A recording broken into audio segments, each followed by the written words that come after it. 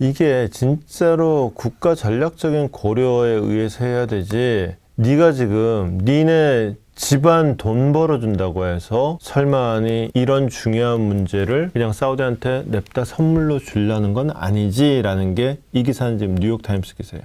No! God, please, no! No! 상부 정지부장의 투시경. 기사 제목이 트럼프의 가족 회사가 사우디에서 대형 부동산 도시개발 사업을 따냈다는 소식이에요. 아직 따낸 건 아니고 짜낼 게 기정사실이다 라는 보도인데, 뉴욕타임스는 도대체 트럼프는 나란 일을 돈벌이 수단으로 생각하냐 라는 취지에서 이 문제를 다루고 있어요. 문제의 도시 사업이 뭐냐면 디리아라고 써있죠. 디리아, 이게 그 문제의 도시 이름이에요. 디리아라는 데가 어디 있느냐, 여기 있어요. 사우디 지도를 놓고 여기가 디리아입니다 라고 하면은, 혹시 사우디를 가보셨거나 잘 아시거나 사우디 지리감이 있으신 분은 저거 리야드 위치 찍은 거 아니야? 라고 생각하실지도 몰라요. 그렇게 생각하셨다면 맞습니다. 정답이에요. 굉장히 눈썰미 좋으신 겁니다. 여기가 뭐냐면 디리아라는 데가 리야드 도심의 바로 옆이에요. 같이 리야드 바로 옆에 있어요. 그러니까 마포 옆에 상암동 느낌? 강남 밑에 판교 느낌? 아니 그것도 멀다. 강남 밑에 내곡동 느낌? 이 정도 느낌이에요. 근데 여기를 왜 개발하냐? 여기가 뭔데?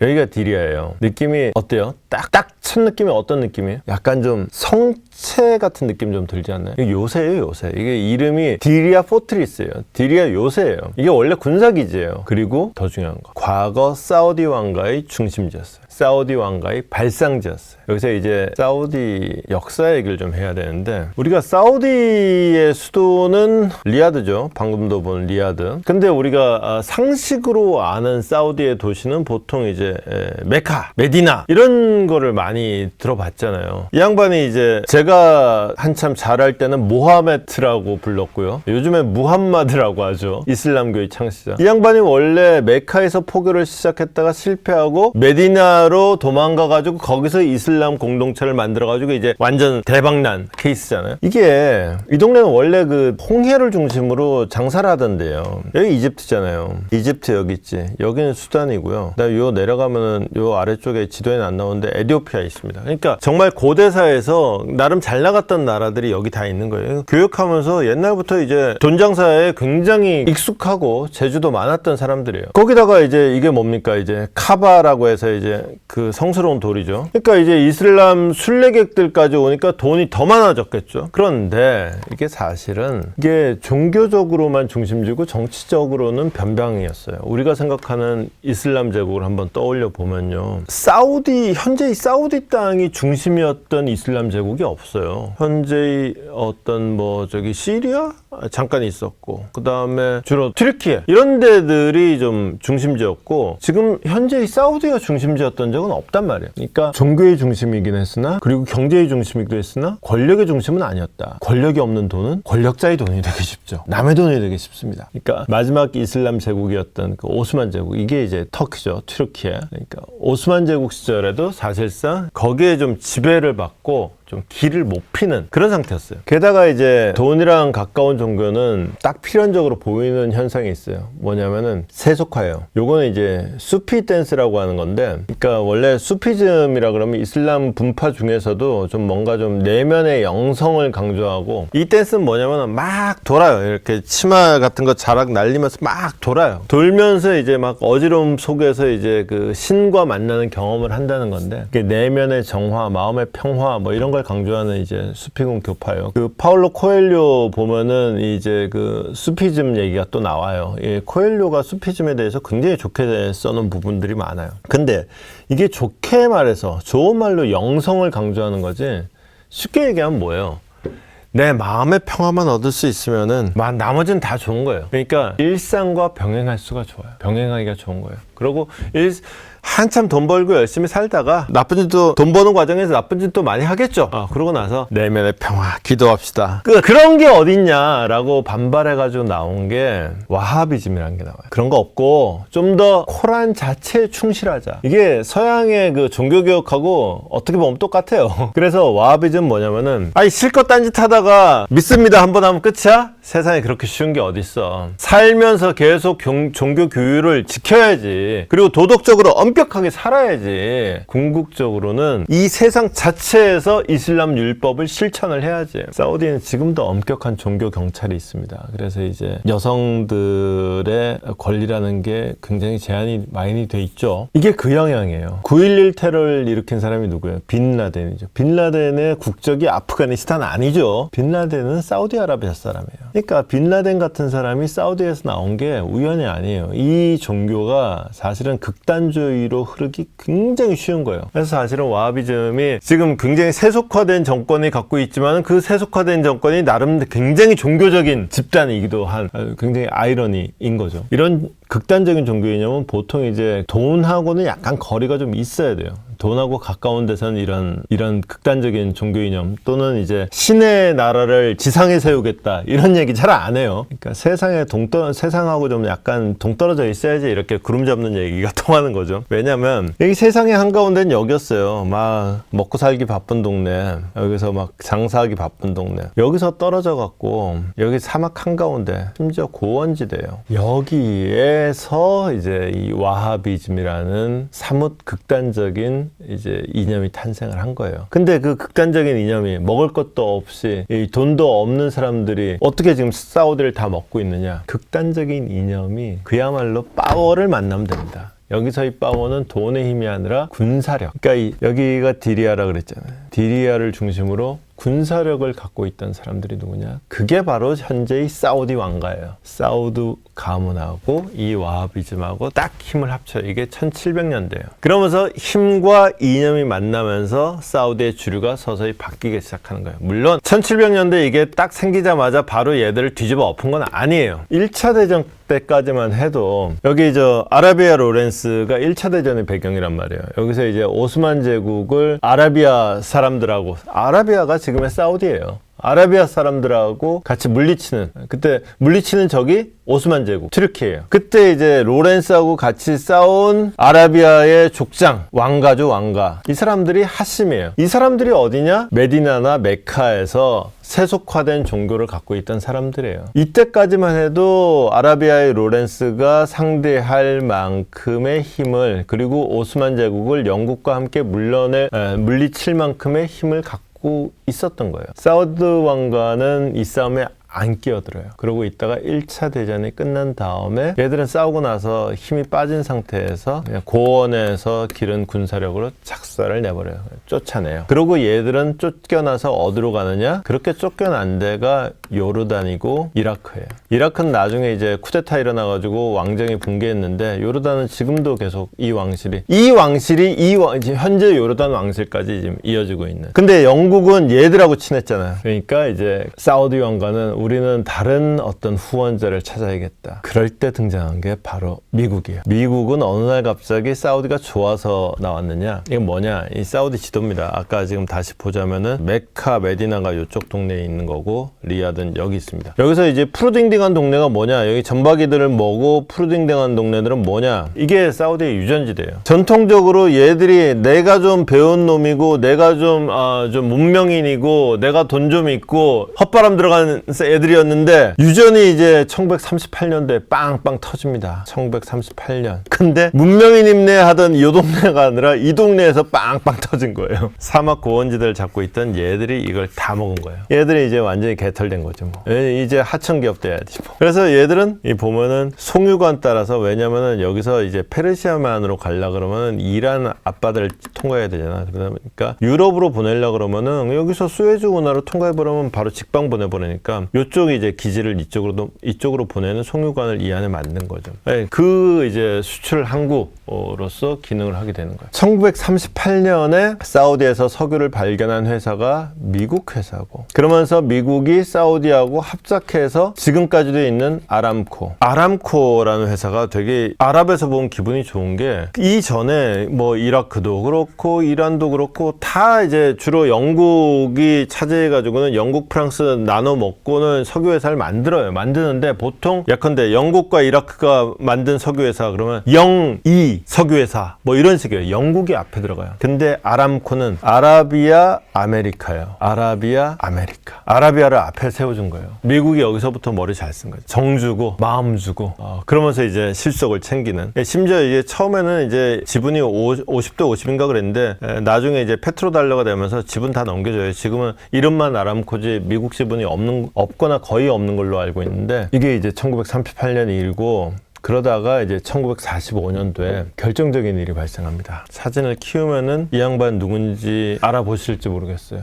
미국 루즈벨트 대통령이에요. FDR. 이때가 언제냐면은 1945년 2월이에요. 1945년 2월에 무슨 일이 있었는지 아세요? 루즈벨트 대통령이 소련의 스탈린, 영국의 처칠하고 얄타에서 만나서 2차 대전 종전 구상을 얘기합니다. 사실은 한반도의 분단이 사실상 결정된 회의도 바로 그 얄타 회담이죠. 그 얄타에서 딱 2차 대전을 끝낼 얘기를 하고 사실은 이때 당시에는 요즘처럼 비행기 한 10시간 타면은 휘잉 가는 시대가 아니에요. 더군다나 이 루즈벨트는 이때 굉장히 아팠어요. 실제로 얄타 회담 끝내고 미국으로 돌아간 다음에 딱 2달 있다 죽어요. 이런 사람이 그렇게 심지어 아프기까지 한 사람이 그리고 여행에 지극히 피곤한 사람이 얄타 회담을 하고 미국으로 바로 안 갑니다. 그러고는 중동으로 간 거예요. 수에즈 운하 앞에 세우던 미국 군함 퀸시호에 딱 탑니다. 퀸시호에서 사우드 왕을 딱 만나는 거예요. 당시에 사우디 국왕 이븐 사우드를 비밀리에, 이게 나중에 공개된 겁니다. 당시에는 둘이 만났다는 것도 비밀이고 둘이서 회담한 내용도 비밀이에요. 약속을 해요. 미국이 사우디의 안보를 책임지겠다라고 구두로 약속합니다. 그리고 사우디는 우리 석유는 다 넣어줄게 라고 약속을 해요. 여기서 이제 안정적인 서로 파트너십을 만들고 그러고는 이제 아직은 뭐 석유를 달러로만 결제하는 페트로달러는 아니에요. 그건 더 나중의 일이긴 하지만은 사실상 이 회담으로부터 미국과 사우디의 이제 특수관계가 시작이 된 거죠. 페트로달러 체제의 기초도 여기서 닦았다. 여기서 이제 1938년에 석유 개발 자체부터가 미국 없이는 안 되는 거예요. 여기서 이제 루즈벨트와 이븐 사우드 국왕의 회담을 계기로 이미 양국의 특수관계는 지금 반세기 넘게 이어질 수밖에 없게 됐다. 여기까지 온 거예요. 그런데 아까 기사에서도 봤다시피 사실 요즘에 사우디의 위상은 옛날만 못합니다. 지난 반세기 동안 이제 석유 시장을 쥐락펴락했던 이유는 사실은 석유를 사실상 중동에 의존했고 중동 중에서도 사우디에 의존을 했단 말이죠. 그러니까 중동 산유국들이 담합해서 석유 파동도 2번이나 일으켰고 그런데 지금은 몇 년째 지금 유가 수준이 바닥이에요. 바닥은 아니에요. 뭐 하여튼 싸요. 상대적으로 낮은 수준을 유지하고 있는데 오페크 플러스가 감산을 결의해도 유가가 꿈쩍도 안 해요. 왜냐? 옛날에는 오페크가 산유량의 전부였어요. 근데 이제는 오페크에 플러스를 붙여봤자 이게 50%가 안 돼요. 언더 50이에요. 한 40% 정도밖에 안 돼요. 그러니까 이게 가격에 영향을 안 미치진 않지만 결정적으로 미치지도 않는다라는 거죠. 그럼 뭐 개털이구만. 아닌 게 아니라 개털 취급을 받는 게 이런 거죠. 이게 이제 네옴시티 왼쪽에 보는 게 조감도 진짜 삐까번쩍하게 하나 만들어 보겠다고 이 반짝반짝 유리벽으로 사막 항구원다에다가 어마무시한 도시를 그냥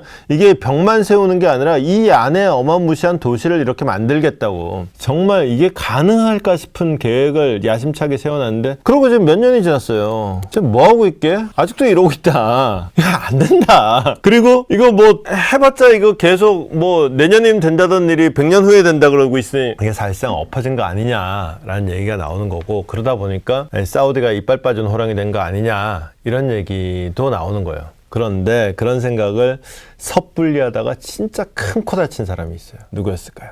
이 양반입니다. 조 바이든 전 대통령이죠. 뭐 별로 착하게 생기고 의로운 언론인 인상은 아닌데 이 양반이 이제 까슈거지라고 이제 빈살만을 거시기 한 칼럼을 쓰다가 이제 그놈의 못된 손 그래가지고는 이제 이스탄불에 있는 사우디 총영사관에서 그냥 살해당했어요. 손이 잘렸죠. 당연히 빈살만이 배우죠. 바이든 대통령은 이게 2018년에 일어난 일인데 미국 대선이 2020년에 일어나잖아요. 2020년에 하잖아요. 바이든 대통령이 이때 이제 당선이 되는 거죠. 이 대선을 하면서 빈살만을 왕따로 만들어 버리겠다. 이런 인간 같지 않은 놈이 저 국제사회에서 돈 좀 있다고 껍적대는 꼴은 못 봐주겠다. 그리고 실제로 자기가 대통령이 된 다음에 빈살만이 돈 있다고 잘난 척하는 꼬라지를 회방 놓고 다녀요. 다른 국가 정상하고 전화 통화도 못하게 막 회방 놓고 그래요. 근데 결정적으로 2020 다 좋았는데 2022년도에 급격한 상황 변화가 하나 빵 생기죠. 뭐였겠어요? 우크라이나 전쟁이 터지죠. 우크라이나 전쟁이 터지면은 기름값이 빵 뛰었죠. 그때 어마무시하게 뛰었어요. 그때 지금 현재 유가 수준의 거의 2배 정도로 뛰었어요. 가뜩이나 그때 코로나 직후라 갖고 미국이 물가 무진장 많이 뛰었을 때였거든요. 그때 요즘에는 연준이 금리 내려라 하지만 그 얘기가 그때 원체에 올려놓은 거를 지금까지도 만회를 못하고 있어서 계속 내려라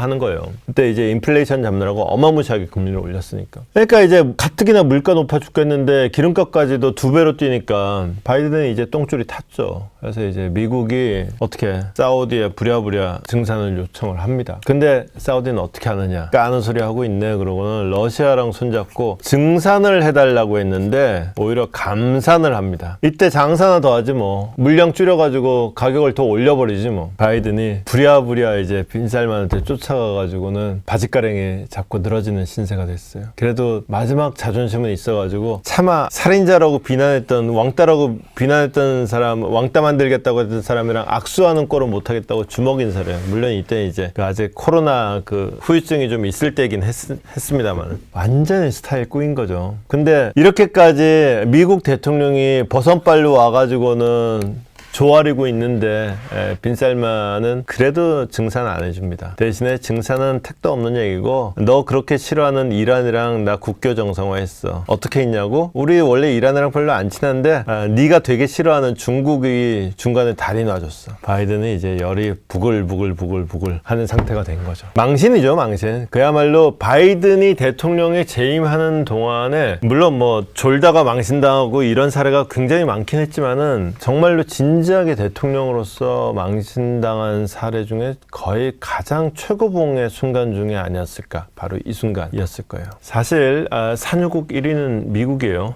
여기 이 표에는 지금 사우디가 2등으로 나오는데 요게 이제 러시아가 제재를 받아서 생산량이 좀 줄어서 그렇고 사실 생산 가능량을 다 하면 지금 러시아가 2등, 사우디가 3등입니다. 어쨌거나 사우디는 3등이니까 별거 아니다? 천만의 말씀. 3등인데도 어떤 의미에서는 제일 중요하다. 왜냐? 1등 미국도 못하고 2등 러시아도 못하는 거를 3등 사우디만 할 수 있는 게 있어요. 뭘까요? 석유를 가격이 너무 비싸다 또는 이제 가격이 너무 싸다. 그러면은 생산량을 늘리자, 생산량을 줄이자 라고 얘기하잖아요. 이게 말처럼 쉽지가 않아요. 이걸 할 수 있는 나라가 사우디밖에 없어요. 즉각적인 증산과 감산이 가능한 유일한 나라가 사우디예요. 사우디는 쉽게 말해서 석유를, 이건 좀 너무 극단적인 표현이긴 한데 수도꼭지랑 똑같아요. 이거 세게 틀면은 석유 콸콸콸, 좀 줄이면은 석유 쫄쫄쫄. 밸브를 틀면은 많이 나오고 밸브를 잠금 적게 나와요. 근데 미국은 산유량 1위가 된 게 이게 셰일가스 덕분이잖아요. 셰일가스는 생산량을 늘리려고 그러면은 더 많이 뽑아 올려, 이거 안 돼요. 더 많이 뽑아 올리려면 더 많이 파야 돼요. 이거 파는 게 일단 어느 구멍을 팔지 결정하는 것부터 시작해서 파 들어가는데 시간 걸리고, 이게 그렇게 자 더 파 그런다고 내일부터 석유가 더 나오지 않아요. 사우디는 더 파 그러면 밸브 틀면은 콸콸콸 바로. 아니 그러면은 셰일가스 아니고 그러면 러시아도 그 비슷한 거 아니야? 러시아는 어떤 일이냐? 러시아도 밸브 잠그면은 물론 생산량을 줄일 수 있어요. 근데 어떤 문제가 있느냐? 러시아는 석유지대가 대충 북극해 근처에 있어요. 엄청 추워요. 우리나라도 왜 요즘에는 좀 덜하지만 옛날에 이제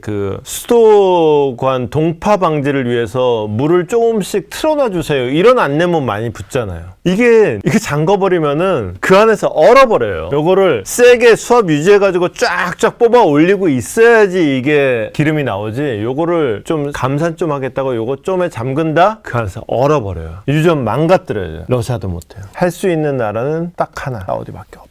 이런 상황이다 보니까 자 이제 뉴스로 돌아왔습니다. 사우디와 관련한 여러 뉴스가 있었는데 일단 트럼프가 디리아 개발 사업에 참여한다는 얘기를 중심으로 푸는 거예요. 일단 기본적으로 지금 사우디 관련해서 뉴스가 굉장히 많이 나오고 있는 이유는 다음 주에 이제 빈 살만이 미국을 방문을 합니다. 이것 때문에 그래요. 미국을 방문하면서 둘이서 도대체 무슨 쿵짝을 놓을까? 여기도 독재고 여기는 가족주의고 둘이서 밀실 들어갔고 쿵짝쿵짝하면 무슨 일이 벌어질까? 이제 트럼프를 싫어하는 사람들은 무지하게 불안한 거거든요. 그래서 디리아 같은 데에서 630억 달러 규모, 그러니까 거의 100조 원짜리 사업을 지금 벌리고 있는데 이게 지금 트럼프의 어떤 가족 회사가 낼름 잡아잡숫는다? 야, 이게 웬 행자야? 그러면은 이걸 트럼프한테 이렇게 밀어주면은 트럼프는 얘한테 뭘 줄까? 이 생각을 하는 거예요. 지금 사우디가 원하는 거는 아까 기사도 잠깐 나왔지만은 일단 F-35가 있습니다. 그 다음에 무엇보다도 핵 기술이 있어요.